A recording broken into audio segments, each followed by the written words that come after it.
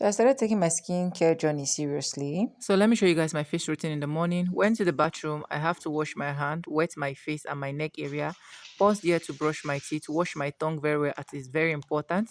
Then after that, I use my Nivea 3-in-1 to scrub my face, including my neck area. After that, I use my CeraVe hydrating facial cleanser to wash my face and even my neck area. After that, I rinsed very well, used my facial towel to clean my face, went back to the room to continue the remaining routine. So here is me using my simple toner to clean my face, including my neck area. After that, I use my simple moisturizer to moisturize my face to my neckline as well. After using that, I also use my vitamin C Dr. Rachel to apply in my face, apply it very well to my neck area too.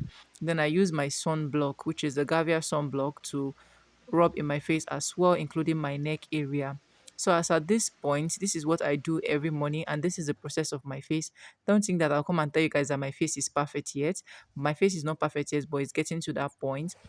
Ever since after my wedding, my face started reacting so badly. So I don't know if it is a product that the makeup artists use. Anyways, but this is my face right now, and we are getting there.